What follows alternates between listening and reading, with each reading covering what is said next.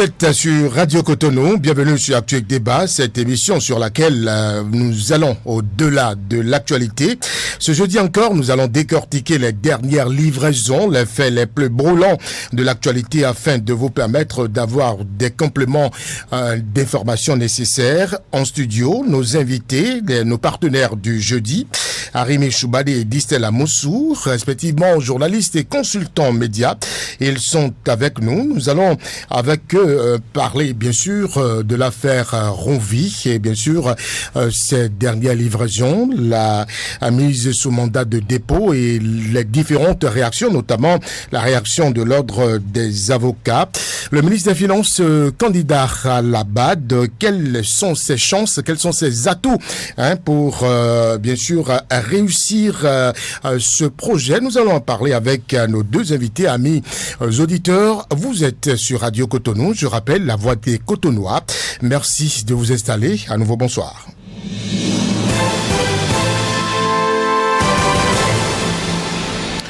Eh bien, tout premier sujet à aborder, maintenant, sans dire bonsoir, à Distel Amoussou. Distel, bonsoir. Bonsoir Brice Bill Haïtchédi, bonsoir amis auditeurs, bonsoir aux techniciens. Nous démarrons avec le tout premier sujet, l'affaire Ronvi. Steve Amoussou, alias frère Ronvi, est finalement déposé en prison, vous le savez bien. Selon certaines sources, il est poursuivi pour plusieurs chefs d'accusation, à savoir harcèlement par voie électronique, initiation et publication de fausses nouvelles, provocation directe à la rébellion des chefs d'accusation, Distel Amoussou, qui peuvent entraîner pour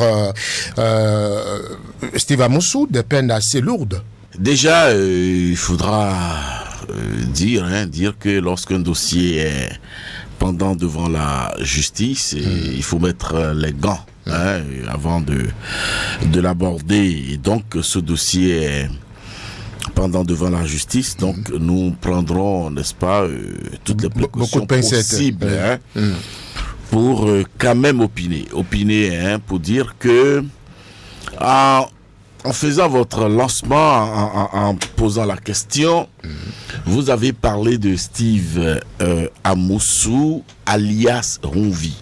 Alors cela me pose un problème, parce que par déformation professionnelle, je ne sais pas faire le lien entre Monsieur Steve Amoussou et Ronvi. Et donc il appartiendra à la justice béninoise et de faire ce lien-là et de trouver les inconnus, n'est-ce pas, de l'équation Steve Amoussou égale Ronvi. Et c'est une équation qui pour moi a beaucoup d'inconnus et donc je ne voudrais pas brusquer. La justice va résoudre cette équation. Voyez-vous, donc c'est son rôle. D'ailleurs, et c'est vrai que lorsque j'ai écouté le donneur d'alerte, Monsieur Martin Rodriguez, il a été le premier à sortir le prénom Steve en le collant au sobriquet, au pseudonyme ou au nom qu'on pourrait, n'est-ce pas, appeler Ronvi. Alors, à partir de ce moment, après, il y a eu son avocat qui, d'emblée, nous a fait croire que Steve Amoussou est donc Ronvi dans sa toute première sortie médiatique, après avoir rencontré son client en garde à vue. Et puis, j'ai entendu des hommes politiques, et notamment la classe politique, une frange de la classe politique de l'opposition, coller donc ce sobriquet de Ronvi à Monsieur Steve Amoussou. Alors, à partir de ce moment-là, dans ma tête, le flou s'est installé. Le flou s'est installé et je garde cependant, n'est-ce pas, ma tête sur mes épaules et je reste prudent jusqu'au jour où la justice béninoise, à travers diverses démonstrations, à travers donc les outils qui sont à sa disposition, en arrive à nous dire que Monsieur Steve Amoussou est donc Ronvi. Sinon, Ronvi est quand même recherché par certainement l'État béninois, mais aussi par des particuliers qu'il a vitriolés à travers ses chroniques pamphlétaires,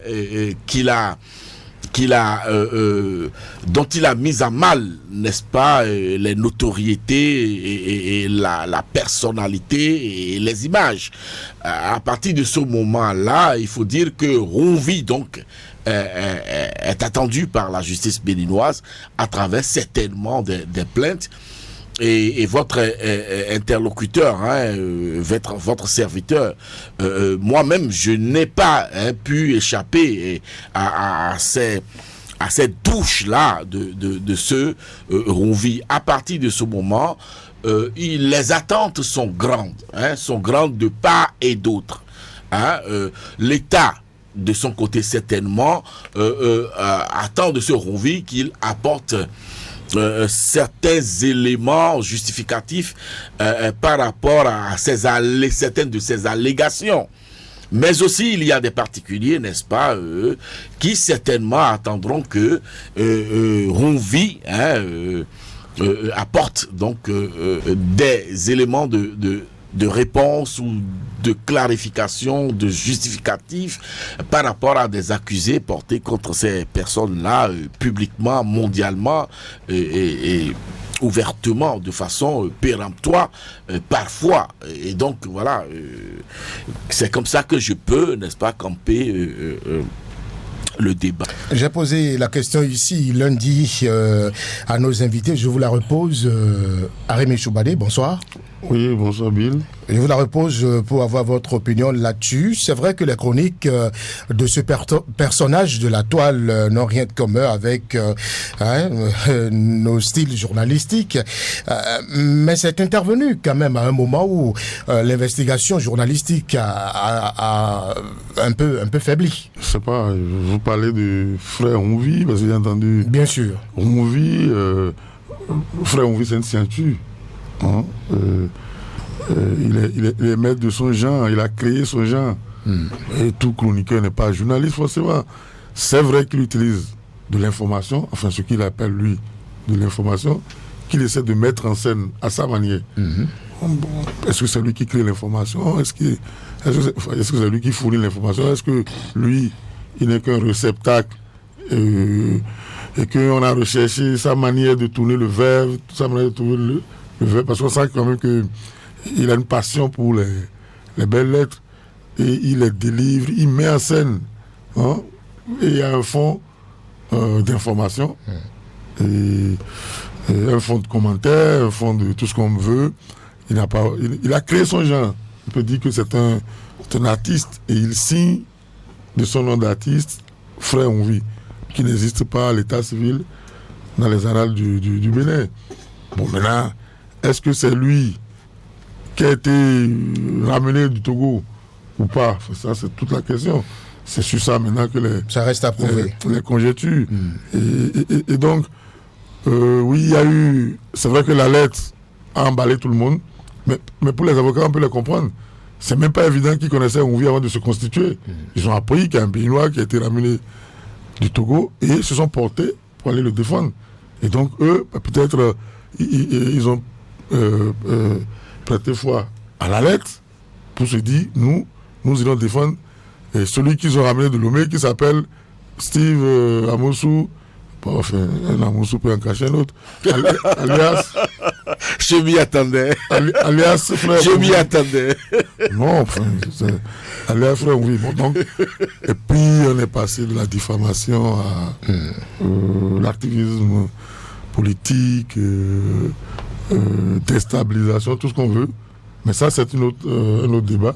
Par rapport aux chroniques, une chronique en soi est un élément à part entière. C'est pas qu'on va mettre sur la table la tonne de chroniques dans ce qui concerne mon ami Distel, mais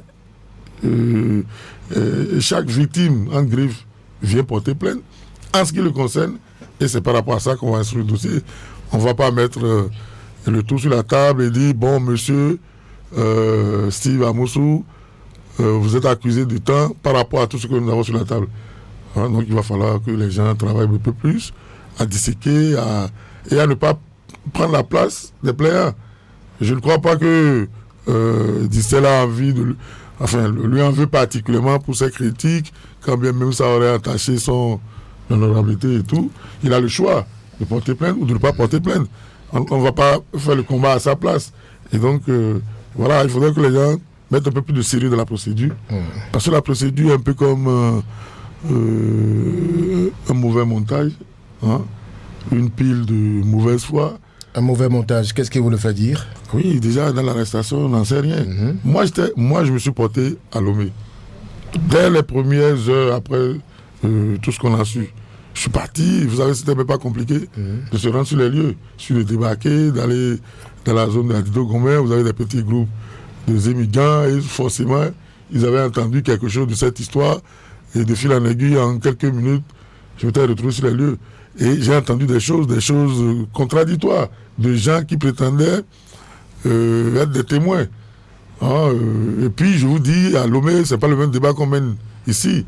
Hein, certains estiment que c'est un montage du régime de FOP qui a enlevé un opposant et qui a utilisé un véhicule immatriculé au Bénin un peu pour camoufler le truc. Et donc, ça veut dire que des deux côtés, on avait besoin d'un pays, enfin de pays dirigés, où quand les choses se passent, on explique à la population, ne serait-ce que pour les calmer et ramener la sérénité. Mais là, bon, on laisse chacun dans sa conjecture. Moi, je peux comprendre le départ, soit des avocats, soit de ceux qui pensent qu'il faut aller au secours de celui qui a été arrêté. Parce que c'est inédit. Je ne sais pas si dans le passé, il y a eu des unités spécialisées au Bénin, au niveau de la police ou bien d'un autre corps, qui peut se projeter au-delà des frontières pour aller faire pour aller procéder, même pas des arrestations, mais aller procéder à des enlèvements. Hein? Moi, je n'ai jamais entendu parler de ça.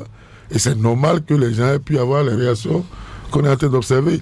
Et voilà, vous avez vu, on a senti que les avocats ont commencé par parler sans même voir le client, sans même être commis de façon formelle. Mais comme ils savent que, oui, dans les chroniques, il y a une tendance qui est un peu très critique vis-à-vis du régime. Donc pour eux, c'était du pain béni pour avoir la position que nous avons eue là. Mais je suis sûr qu'au fil du temps, avec l'évolution du dossier, chacun comprendra à quel niveau il faut agir concrètement. J'ai lu par exemple une série de questions au gouvernement que le député Eric Oundete a déposé. Adressé au gouvernement. Pour peu que le gouvernement veuille répondre, parce que bon, vous savez comment ça se passe. Le gouvernement peut répondre comme peut ne pas répondre. Merci Arim Choubadé. Vous savez que c'est une affaire qui agite aussi bien l'opinion publique que les milieux politiques. Elle fait bruisser également la toile. Distel Amoussou, à quoi devra-t-on s'attendre les jours à venir dans cette affaire? Condamnation, d'autres déballages, une affaire qui va peut-être presque faire ébranler l'appareil d'État, vous pensez? Écoutez, déjà, il faut laisser la justice faire son job. Hein. Nous sommes dans un régime de séparation de pouvoir. Et donc, moi, je vois à travers une très mauvaise fenêtre l'agitation, l'activisme de certains hommes politiques, notamment ceux d'une frange de la classe politique de l'opposition. Mais avant, je voudrais faire observer quand même que dans le rendu, n'est-ce pas, de l'alerte et la première déclaration de l'avocat Maître Parapé qui nous a donc confirmé qu'il a pu rencontrer son client, il y a deux versions qui moi, me laissent perplexe. Celui qui a donné l'alerte a parlé de véhicules 4x4, n'est-ce pas, qui seraient immatriculés au Bénin, et a même donné une marque de véhicule que je voudrais taire. Mais l'avocat, après avoir rencontré son client, a dit deux choses essentielles. Un, il a confirmé qu'il a rencontré Honvi. Il a confirmé que Steve Amoussou, n'est-ce pas, est Honvi. Donc c'est un fait. Et deuxième chose qu'il a confirmé, il a parlé de fourgon. Véhicule comme fourgon.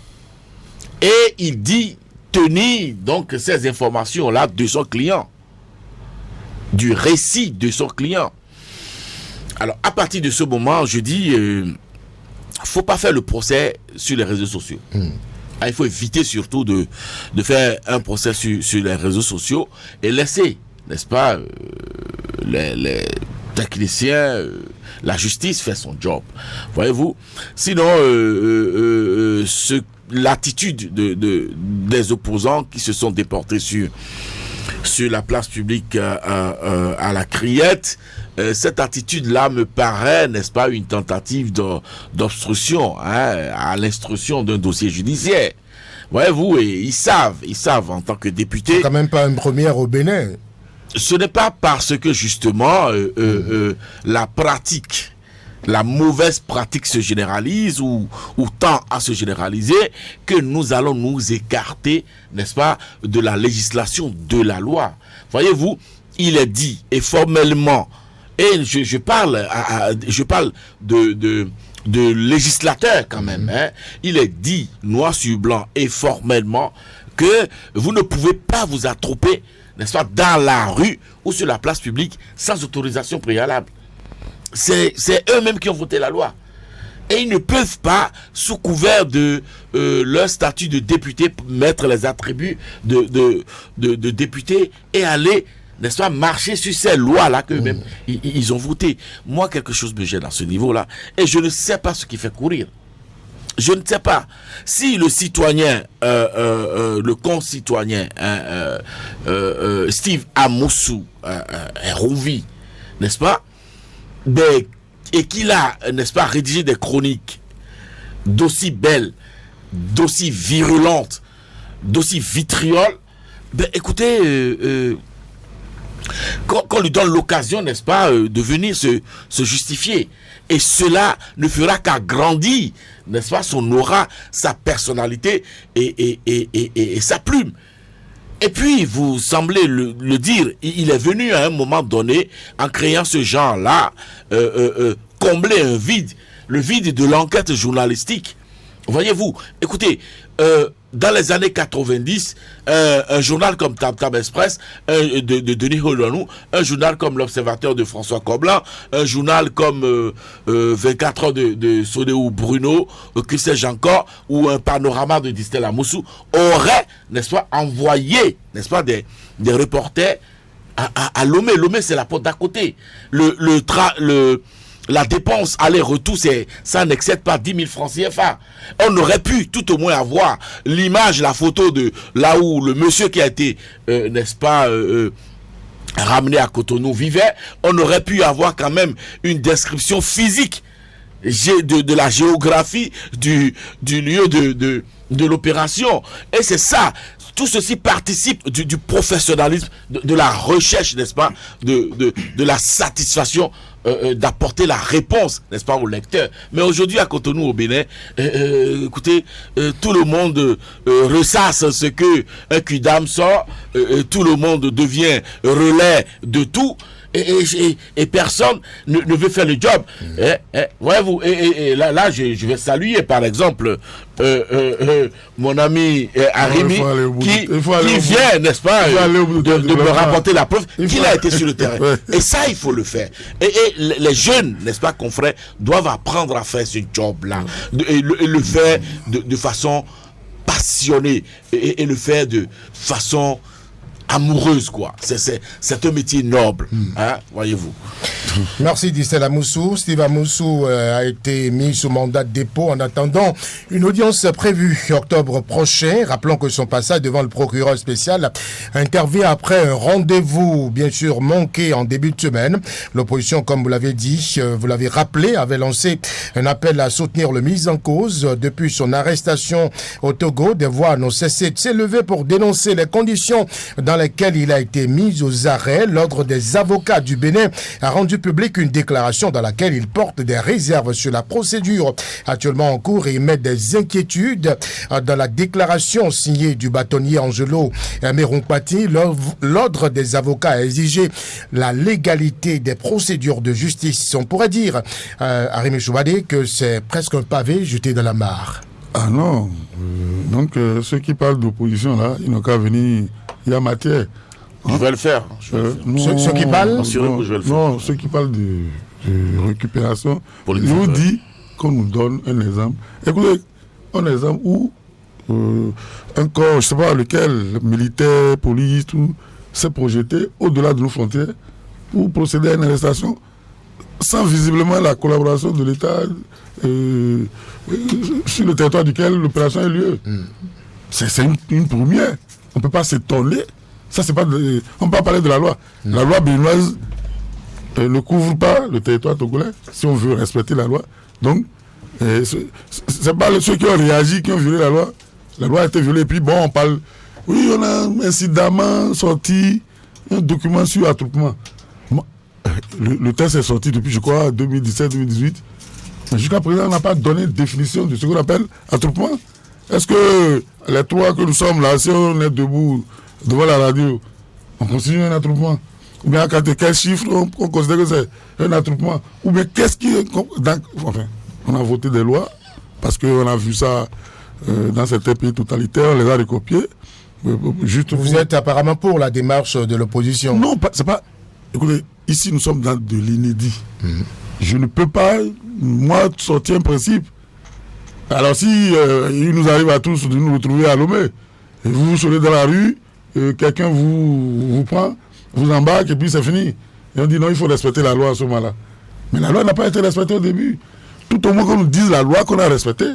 On est dans un pays où on n'est pas dans une république. On n'est pas dans un... Même dans les royaumes où le roi détient le droit de vie et de mort sur les citoyens, il y a un minimum quand même. On ne peut pas venir dire oui, bah, écoutez, on est allé ramener quelqu'un du Togo, tout le monde se tait, nous on continue. On continue sur quel... C'est ça que le barreau rappelle. Il faut respecter la loi, il faut respecter la procédure. On est dans quelle procédure? À quel niveau? Au niveau de quelle législation on a dit qu'on peut aller dans un autre territoire pour aller arrêter un individu? Et dans quelles conditions? Même l'arrestation, c'est tout un art. C'est encadré par la loi. Pour arrêter quelqu'un, hein, on ne peut pas prendre n'importe qui. On avait déjà fait ce débat-là lors de l'arrestation de Joël Aïvo et même de Rekia, et que ça n'a pas été fait dans les normes. Mais en ce moment-là, nous, on était en vase clos, on pouvait faire ce qu'on veut. Parce que moi, j'ai toujours dit que le droit est mort au Bénin depuis très longtemps. Et donc, voilà, les faits de prince deviennent des règles et des lois. Et c'est ça la déclaration de l'ordre des avocats mettait à nu, vous avez selon vu, vous, une pratique en cours. Ils ont été assez longtemps. prudents. Ils ont été assez prudents. C'est pour prendre date pour dire est-ce que ça s'est déroulé comme on est en train d'entendre. Je vous ai dit que même sur place, on ne pouvait même pas avoir une version cohérente. Hein, une version cohérente. Vous avez Tantampion qui était là, qui dit qu'il était là, qui dit pratiquement le contraire de ce que un autre dit et qui lui aussi se réclame être témoin oculaire. Vous comprenez? Parce qu'il n'y a pas de version officielle. Il n'y a rien. Les gens, ils ont perçu des choses. Ils ont eu... D'abord, c'était dans la nuit. Dans la nuit profonde. Où, effectivement, on ne pouvait pas avoir des gens qui étaient déjà... qui pouvaient comprendre. Mais c'est vrai que c'était une rue qui est souvent très animée à tout moment de la journée. Mais bon, et quand ça s'est passé, il fallait quand même quelqu'un pour venir pour dire écoutez, tout le monde se calme. Voici ce qui s'est passé. La procédure suit son cours. Et voilà, chacun peut opiner à partir de là. Maintenant, il n'y a rien. On n'a rien. On n'a rien. On dit, le gars dit, j'ai vu, attention, j'ai écouté mon client, j'ai vu mon client, j'ai rencontré mon client. Il y a des nuances. Hein. Il y a plein de nuances. Et je vous ai dit, au départ, tout le monde a été emballé par le lanceur d'alerte. Le lanceur d'alerte, lui, il est, ou peut-être aux États-Unis, en France, je n'en sais rien. Il n'est même pas en Afrique. Lui aussi, on l'a informé. On l'a informé, celui qui l'a informé, je ne sais pas de quelle manière, et lui-même, il pensait, il est certainement de bonne foi, il pensait aider celui qui croit qui a été arrêté, et puis ça s'est emballé. Mais puisqu'il n'y a pas de version officielle, on ne peut pas arrêter les rumeurs. Donc, c'est pas possible. On a besoin de clarification. Non, pas encore une loi anti-rumeur au Bénin. Donc chacun va y aller avec sa sensibilité. Non, déjà, je vais dire, et Arribi a mis beaucoup de gants lorsqu'il voulait parler de l'implication ou non de l'État togolais dans ce dossier. Mais ce qui retient mon attention tout de suite, c'est quoi? C'est que, je cite encore là, Maître Barapé, qui nous a confirmé qu'il a pu rencontrer son client, Steve Amoussou alias Hunvi, et pour le citer, et qui lui a dit que c'est à partir du territoire béninois qu'un agent de la police républicaine est monté à bord et lui a passé les menottes. D'accord? Au-delà des frontières togolaises. D'accord. À partir de ce moment-là, Maître Baparapé situe clairement dans le temps, dans l'espace et dans l'acte, n'est-ce pas, l'implication de la police républicaine. C'est à partir du territoire béninois. Ce qui est clair. Alors, qui sont ceux qui sont allés le chercher ou qui seraient allés le chercher devant son domicile jusqu'à ce point? Écoutez, moi je ne suis pas outillé pour non, il faut continuer. En parler. Il faut continuer. J'analyse. Si la suite est claire, le début devrait être clair pour toi. J'analyse. Non, J'analyse pour ça veut dire qu'ils ont quitté le Togo en bon copain.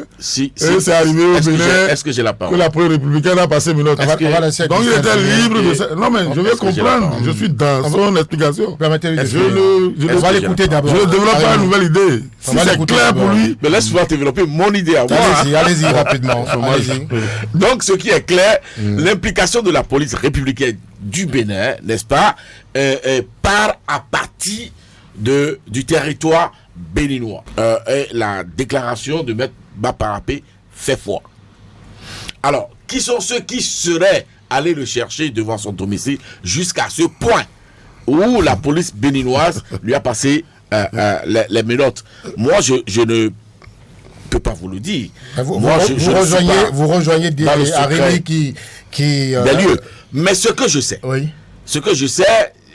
c'est que lorsqu'on parle de la sûreté de l'État, écoutez, j'ai écouté un Togolais, qui accuse, par exemple, le régime du président Faure de marchandage dans cette opération. Voyez-vous? Alors, donc, il va falloir que les autorités togolaises nous expliquent à l'opinion. Pourquoi? S'il vous plaît, et les autorités béninoises. Je fais la démarcation. Allez-y. Il va falloir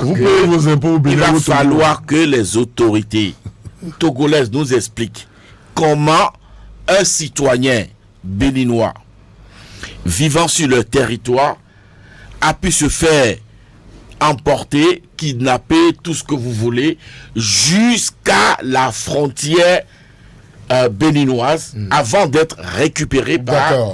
Et il est donc de la responsabilité de la police républicaine, du procureur spécial, du parquet, du ministre garde des Sceaux, de nous dire, n'est-ce pas, dans quelles circonstances, dans quelles conditions la police républicaine est allée mettre les menottes à un monsieur qui s'appelle Steve Amoussou à la frontière béninoise, et qu'est-ce qui est reproché à ce monsieur, à ce concitoyen. Maintenant, la démarche du barreau. La démarche du barreau, c'est vrai que lorsqu'on parle de la protection des droits de l'homme, il n'y a pas de personne habilitée à le faire. Il n'y a pas d'organisme habilité à qui on réserve le droit de le faire. N'est-ce pas? Tous les humains doivent défendre les droits humains, les droits de l'homme. Est-ce que vous voyez? Mais il est devenu pratique depuis longtemps dans ce pays et ailleurs. On a déjà vu dans ce pays des avocats en toge, n'est-ce pas, sous la férule de maître Djokbenou, pour ne pas le citer, marcher dans ce pays mercredi rouge ou mercredi noir, je ne sais plus. On a déjà vu ça. Donc, la pratique n'est pas nouvelle. On a vu déjà des communiqués comme ça du barreau de Cotonou. Et ailleurs, au Burkina Faso, le dernier cas est là, est visible. On a vu le barreau du Burkina Faso, n'est-ce pas, se fendre un communiqué, malgré que ce soit le régime militaire. Qu'est-ce qu'elle peut justement changer cette déclaration de l'ordre des avocats? Alors, ce que je crains, c'est que cette démarche de l'ordre des avocats du Bénin, du barreau de Cotonou, du Bénin, ne vienne pas influencer l'opinion, n'est-ce pas, au côté ou au profit de la classe politique de l'opposition. C'est-à-dire, voyez-vous, dans le timing, n'est-ce pas, de la rédaction et du rendu public de ce communiqué me dérange un peu, parce que cela vient comme un appendice, comme cerise sur le gâteau à l'activisme politique de certains hommes politiques, de la classe politique de l'opposition. Ça vient un peu pour appuyer, n'est-ce pas, ou semble appuyer, n'est-ce pas, la démarche de ces hommes politiques-là. Et l'opinion, dans l'opinion, vous savez, c'est un foutu, n'est-ce pas. Il y a des esprits faibles, n'est-ce pas, qui pourraient rapidement ou facilement franchir le pas, comme quoi les avocats du Bénin ne sont pas d'accord avec ce qui se passe ou la procédure. Un dossier se défend au prétoire, un dossier se défend à travers une procédure bien indiquée, n'est-ce pas? Et lorsque moi, après le communiqué, j'ai visité les tests, n'est-ce pas, régissant le barreau de Cotonou, du Bénin, l'ordre des avocats, mais je n'ai pas vu cette démarche-là dans leurs attributions. Voyez-vous, je n'ai pas vu. Alors, ça ne veut pas dire forcément que si ce n'est pas prescrit expressément, que la chose ne soit pas possible. La belle preuve, j'ai dit que cette démarche, leur statut et le règlement intérieur, c'est déjà deux tests, n'est-ce pas, fondamentaux, n'est-ce pas? Voyez-vous, alors à partir de ce moment-là, j'ai déjà dit que cette démarche-là n'est pas nouvelle. Et j'ai cité un cas antérieur qui date de d'au moins une décennie derrière. Voyez-vous, donc, et j'ai cité d'autres cas en Afrique également. Mais est-ce que, en faisant ça, l'ordre ne vient pas peser dans la balance au niveau de l'opinion, au détriment, n'est-ce pas, de la maison justice, dont les membres de l'ordre sont des auxiliaires. Voyez-vous, à partir de ce moment, vous pensez que l'ordre des avocats n'aurait pas dû, il faut savoir raison garder. Je dis le timing pendant me dérange. Le timing me dérange. Arémé Choubadé, moi ajouter rapidement pour finir sur ce dossier. La justice. Parce que c'est quoi la confusion de genre se retrouve déjà au niveau de Maître Barapé, par exemple, qui est président d'une ONG de la défense des droits de l'homme et qui est en même temps, n'est-ce pas, avocat conseil du prévenu. À partir de ce moment, c'est des confusions de gens qui dérangent. La justice se rend contradictoirement et publiquement. C'est pas, comment vous appelez, ici on n'est pas en train de jouer un film, comment on dit, d'agent secret. Tout le monde doit évoluer à visage découvert. Et personne n'a empêché les autorités judiciaires béninoises de parler. S'ils ont laissé les autres occuper le terrain, c'est la faute à qui? Moi, comme sorte le test qui interdit au barreau de se prononcer sur une procédure manifestement de violation des droits de l'homme, c'est leur rôle. Ce sont des défenseurs des droits de le dénoncer. S'ils ne le faisaient pas, ils ont fauté. Cette fois-ci, ils sont rattrapés. Et si vous lisez le test, ils n'ont jamais été péremptoires nulle part. Eux-mêmes, ils ont essayé quand même d'utiliser des formules de réserve pour que... Parce que là, si c'est vrai qu'on l'a arrêté à l'étranger pour le ramener au pays, il y a un problème. Et ils ont pris date sur ça, mais jusque-là, on n'a pas éclairé. Enfin, à travers l'opinion, on n'a pas eu un éclairage pour répondre à cette inquiétude-là. On ne peut pas empêcher les gens de manifester des inquiétudes. Et on parle des hommes politiques. En réalité, là, ce ne sont pas les hommes politiques qui ont réagi. Il y a eu une répression exceptionnelle. Personne n'avait accès aux rues adjacentes à la Criette. Sinon, on aurait vu plus que les députés. Mais on aurait vu plus que des députés en échappe. Mais vous avez vu qu'on a paralysé toute la zone. Même des gens, des simples agents qui devaient se rendre. Il y a au moins 2 ou 3 banques qui ont leur direction dans la zone, qui étaient complètement paralysées. Les 2 jours là, parce que la police a quadrillé tous les lieux. Pourquoi? Mais on dit que c'est un tribunal, et que les audiences ou la justice rend contradictoirement et publiquement, pourquoi on devait pourchasser les citoyens? Je ne sais pas. La seule réponse que l'État béninois a eue, c'est cette arrogance-là. En dehors de ça, on n'a plus rien eu. On a mis les policiers partout. On a voulu répandre la peur. On a voulu répandre la terreur. C'est tout ce qu'on a eu. Dans quel pays la présentation d'un prévenu, d'un accusé, ou tout ce que vous voulez, au procureur de la République se fait en audience publique? Qui a parlé d'audience publique? Mais ils sont allés chercher quoi? Oui, mais vous voyez plein de procès où la présentation, même les curieux, tout le monde est là. On dit non, je ne parle pas de procès parce que nous ne sommes pas encore au procès. Non, on n'a pas de présentation. Même devant les locaux de la police. Déjà devant les locaux de la police, pour voir apparaître seulement l'individu. Mais est-ce que c'est normal? Normal comment? Vous ne pouvez pas vous n'avez pas canalisé les gens comme vous le faites depuis 2016. C'est pas possible. On ne peut pas dire aux gens, vous ne devez pas sortir de chez vous. Vous n'avez pas besoin de vous d'aller chercher à savoir ce qui se passe et circuler. C'est pas possible. C'est pas les policiers qui ont le Bénin. Nous avons tous les mêmes droits dans ce pays. Un commissariat, c'est un amphithéâtre. Merci. C'est un centre commercial qu'on a fermé. C'est un centre commercial qu'on a fermé. Je vous ai dit qu'il y a des banques qui étaient moi, j'ai pu prendre mon café dans un hôtel à côté. Donc, merci, Dister. Ils ne m'ont pas empêché de le faire. Nous allons boucler ce dossier. On en a. Nous qui ne savons pas prendre café, on n'avait pas cette préoccupation. Nous, on voulait aller voir. On en a certainement beaucoup à dire là-dessus. Merci à vous. Deuxième sujet, ça nous a plu beaucoup de temps.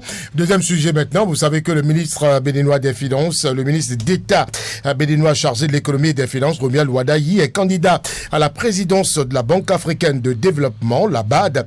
Il remplacera à la tête de cette institution financière panafricaine, si tout va bien, le Nigérian Akiumi Adesina. Plusieurs autres candidats nourrissent les mêmes ambitions que le ministre Wadayi, Dissel Amoussou. Romuald Wadayi a-t-il aujourd'hui des chances de l'emporter devant ces challengers? Mais écoutez, je ne peux pas être aussi péremptoire que vous. Je ne sais pas si les candidats aussi l'aiment pas. L'acte de candidature n'est pas encore posé. Et je ne l'ai pas entendu dans une déclaration publique dire qu'il envisagerait, n'est-ce pas, candidater pour ce poste-là. Mais est-ce qu'il en a les atouts? Oui, il en a le profil et les atouts. Il en a le background. Il en a le parcours. Voyez-vous, il restera qu'à compter sur l'efficacité de la diplomatie béninoise, n'est-ce pas, pour que s'il advenait, n'est-ce pas, que sa candidature s'avérait, n'est-ce pas, que le Bénin puisse gagner ce poste-là, qui a quand même un mandat de 7 ans. C'est un poste qui viendra corroborer, n'est-ce pas, toutes les bonnes actions de la science de ce jeune ministre Romuald Wadayi à la tête des finances au Bénin. Harry, qu'est-ce qui pourrait crédibiliser cette candidature si elle s'avérait? Non, ne me posez pas cette question. Pourquoi? Si je vous énumérais, lui a parlé des qualités, si je vous énumérais ces défauts, vous allez me dire demain que voilà, un Béninois qui postule un poste et d'autres Béninois ont commencé sur les zones à le dénigrer, etc. Enfin, bon, tout ce qu'on lui souhaite, une bonne chance. Notre diplomatie, c'est quand il n'a pas de diplomatie, peut-être qu'il y a ticket. Si vous commencez par enlever des gens sur le territoire des autres et que le lendemain vous venez leur dire supporter notre candidature, il y a un problème. On se demande avec qui le Bénin. Et puis vous vous souvenez que on a fait, comment ils appellent, une nouvelle carte diplomatique à un moment donné, et puis il y a encore quelques années, un an environ, on n'avait que 2 ou 3 ambassades sur tout le continent. Et bon, voilà, donc c'est peut-être une épreuve pour notre diplomatie qui avait beaucoup de problèmes. Peut-être qu'il a ses chances et que, bon, il faudrait que la diplomatie suive. Ah ben oui, je vous en prie, moi je ne suis pas candidat. Vous savez, on a même agité le nom d'un autre Béninois, je crois, Martial Pochan, oui. Pour dire que oui, aussi il a le profil, qu'il a des entretiens dans quelques chancelleries, etc. pourvu que le Bénin gagne, mais il n'y a pas que le Bénin qui soit sur la compétition. J'ai vu l'engouement au niveau du Sénégal. Que fera le Bénin pour accompagner cette candidature? Moi, je sais pas. Ils ont, si on veut poser sa candidature, c'est certainement quelle stratégie pour séduire ceux qui doivent prendre la décision, pour décider ceux qui doivent prendre la décision. Vous savez, en diplomatie, des fois, c'est donnant-donnant. Que le Bénin est capable de lâcher quelque part pour gagner là-bas. J'espère qu'ils ont fait le tour de la question et qu'ils ont posé la candidature. Vous savez, c'est pas maintenant que nous allons révéler nos petites querelles entre nous. Hein? Et au Sénégal, j'ai vu aussi qu'il y a une compétition. Et c'est le chef d'État même qui a arbitré. Il me semble qu'ils sont entendus sur une candidature. Et voilà. Et ce sera la compétition avec la candidature béninoise. Peut-être que si on ne devrait pas prendre ce poste, on pourrait avoir une compensation ou une... c'est pas... Enfin, nous rentrons en plein dans la diplomatie. Et comme je l'ai dit, bon, on attend de voir. On lui souhaite... bonne chance. Voilà, on lui souhaite bonne chance. Quand il va échouer, on reviendra ici pour dire pourquoi il ne pouvait pas réussir. Mais pour le moment, il a ses chances et puis qu'il les joue jusqu'à la fin. C'est vicieux ça. Vous auriez aimé revenir pour dire pourquoi il n'a pas réussi. C'est ça, Arimé Choubali? Attendez. Tu n'es pas sérieux là. Vous n'allez pas contrôler ma pensée. Du tout alors. Mais s'il échouait, il peut revenir ici pour dire il a échoué parce que... Pour débriefer, d'accord, c'est compris. Je ne comprends pas. Il faut préciser que... Vous n'allez pas répandre la terreur partout. Merci. Si vous voulez qu'on fasse le débat dès maintenant, on va le faire. Mais bon, c'est notre compatriote, on ne va pas lui... on peut faire l'économie de cette petite querelle-là en attendant que tout se passe bien. Maintenant, ça ne se passe pas bien. Qu'il souffre qu'on revienne ici pour dire monsieur, vous étiez mal parti. On peut dire au moins. Merci. Il faut préciser que le dépôt des candidatures... De toute façon, il a un bon départ. Donc, il suffit seulement qu'il ait la volonté, n'est-ce pas, de candidater sérieusement et que cela se fasse par les canaux appropriés et que tout le Bénin l'accompagne parce que c'est le drapeau béninois qui va flotter. Précisons que le dépôt des candidatures lancé le 1er juillet 2024 prend fin janvier 2025. L'élection de nouveau président à la tête de la BAD aura lieu le 29 mai 2025 lors des assemblées annuelles qui se tiendront à Abidjan, en Côte d'Ivoire. Une note de sport maintenant pour mettre un terme, bien sûr, à l'actuel débat de ce jour. On va parler des éditions 2024 des Jeux Olympiques. Les 5 athlètes béninois à Paris n'ont décroché aucune médaille. Arimé Choubali, JO Paris 2024, fortune diverse pour les athlètes. Le Bénin a du moins médaillé en expérience. Elle est belle celle-là. Non, les Jeux Olympiques, vous savez, l'essentiel c'est de participer. Donc c'est une... comment vous dites? Vous savez, même lorsqu'on n'a pas d'athlètes qualifiés, on trouve quand même des mécanismes pour que, vous puissiez participer à la... Il n'y a plus de minima à respecter. Oui, même lorsqu'il y a des minima, on trouve des mécanismes pour que tous les pays soient... c'est une messe, c'est une fête. Oui, quoi. c'est c'est un esprit. Hein. Les Olympiades, c'est un esprit. Tout le monde doit y être. Comme on a dit, l'esprit de Coubertin, l'essentiel, c'est de participer. Donc, c'est vrai que les plus futés parviennent à décrocher des médailles. Nous ne sommes pas une grande nation de sport. C'est pas du jour au lendemain que nous allons retrouver aux Jeux Olympiques et espérer. Bon, on avait espéré quand même que figurer quand même parmi en demi-finale pour les 800 mètres. Arrigo, voilà, mais bon, ça n'a pas marché. Arrigo, voilà. Peut-être qu'un jour, on aura cette génération qui va nous faire rêver.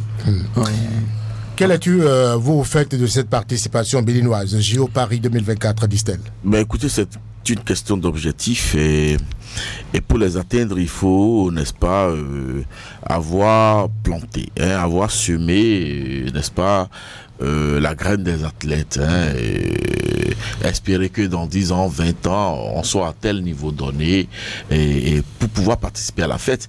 Le Bénin s'est enfin, je ne suis pas très sport, hein, mais je sais que depuis plusieurs années derrière, le Bénin ne s'est jamais fixé, n'est-ce pas, des objectifs au plan sportif. Écoutez, on ne s'est jamais dit, bon, dans 10 ans, dans 30 ans, nous voulons avoir de jeunes athlètes à tel sommet, à tel niveau. On n'a jamais fixé ces objectifs-là et donc on n'a jamais travaillé pour. Et quand on prend l'équipe nationale, le football c'est pareil, le handball, aujourd'hui on sent quand même la main d'un jeune passionné, Sidikou Karim, qui est en train, n'est-ce pas, de remuer de ce côté-là. Il est tout seul, au niveau, il porte tout seul malheureusement, le quoi. handball. Donc, malheureusement, quoi. Donc, dire que l'État doit avoir quand même des objectifs, n'est-ce pas, à long terme et travailler pour atteindre ces objectifs-là. Sans ça, écoutez, nous allons toujours participer et comme vous le dites, hein, nous serons médaillés d'expérience, de participation. L'essentiel, c'est la participation, vous l'avez dit, hein, à Emile Chobadé. Depuis sa première participation en 1972, le Bénin n'a jamais pu décrocher de médaille. Il faut quand même qu'on soit ambitieux. Est-ce que c'est un manque d'ambition? S'il vous plaît, l'un des athlètes qui avait représenté le Bénin en 1972, Vénici Germain, père son âme, j'ai appris, n'est-ce pas, qu'il est décédé il y a quelques semaines derrière, quelques mois. Mais écoutez, il n'y a même pas eu d'honneur. Il n'y a pas eu... je souhaite du courage aux athlètes, quoi. Voilà. Bon. Rémi, oui, on manque d'ambition sur ce plan-là. Il y a eu des binationaux qui, quand même, ont pu avoir des médailles dans l'équipe de France. Des Béninois naturalisés. Enfin, oui, c'est pas l'idéal. Non, si vous parlez comme ça, on dira que l'équipe nationale de France, hein, il y a que des blagues dedans. Nous sommes au sport. Au sport, il ne devait pas avoir de frontières. Ouais. C'est l'athlète qui compte. Maintenant, s'il a des origines béninoises, on ne va pas quand même bouder notre plaisir de le voir à ce niveau. Quand bien même il n'a pas la nationalité. Et voilà, donc pour le sport, vous savez quand on forme le gouvernement bénin, quand vous regardez le ministère des Sports, c'est tout ça qui ferme la queue. C'est pour dire l'importance que ce secteur-là a dans notre vie.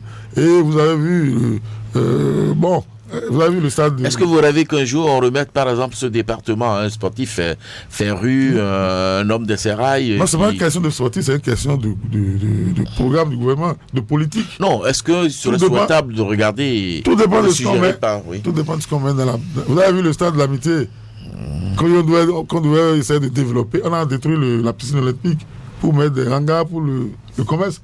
Nous avons voulu être un État commerçant, on n'a pas voulu être un Vous pensez que le Bénin manque d'ambition sur ce plan-là? On n'a pas voulu être... C'est ça qui nous a fait... Je crois très sincèrement. Si on avait pris... Mais qu'est-ce qu'il faut faire, Distel Amosso? Vous avez vu le développement des centres... se fixer des objectifs, comme vous l'avez dit. Oui, et avoir un programme sportif assez clair. On parle du tourisme aujourd'hui, et on perçoit plus ou moins, même si Harim n'est pas d'accord parce qu'il va encore soulever les places Goro et tout ça, l'ouverture. Et les réformes en cours, les classes sportives et tout ça. Non, oui. Tu vois, regardez les jeunes qui sont allés au Brésil pour se faire former. On a quand même pu avoir 5 quand même qui ont émergé dans le lot. Mais après, ce programme est devenu quoi?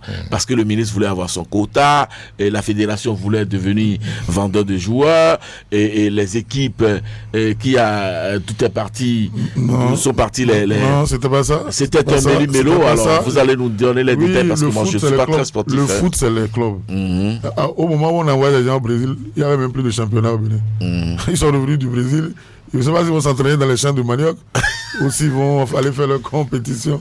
Donc il y a un problème de... Vous savez, aujourd'hui pour le football, c'est contrôlé par le palais.